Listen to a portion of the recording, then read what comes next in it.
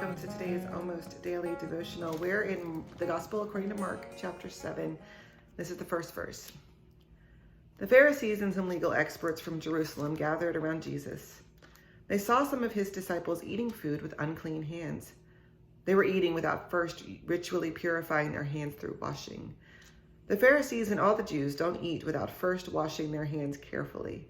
This is a way of observing the rules handed down by the elders. Upon returning from the marketplace, they don't eat without first immersing themselves. They observe many other rules that have been handed down, such as the washing of cups, jugs, pans, and sleeping mats. So the Pharisees and legal experts asked Jesus, "Why are your disciples not living according to the rules handed down by the elders, but instead eat food with ritually unclean hands?"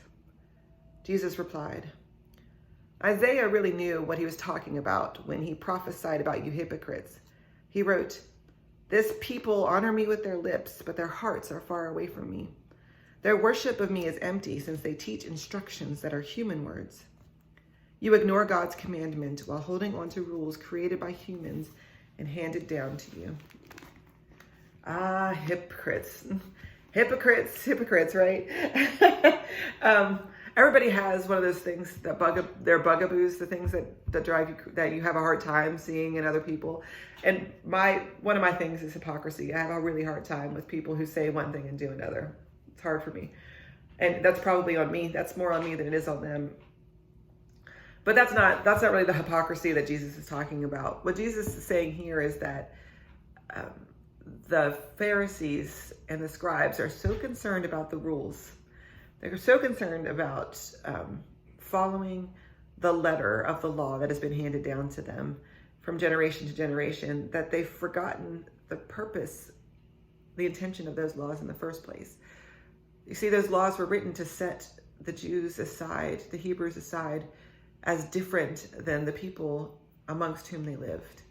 So you would know the difference between a Jewish person in Babylon and a native Babylonian, because this person behaved in a particular way. They did things in a certain way. And Jesus is saying that you're missing the point. It's not about washing your plates a certain number of times or taking a bath before you eat dinner or the letter of the rule. The point was to show that you were devoted to God first. And I wonder how many times we set up rules for people. One, that they can't live up to. Two, that we don't communicate to them. Those expectations that we have in our head that we don't tell people about.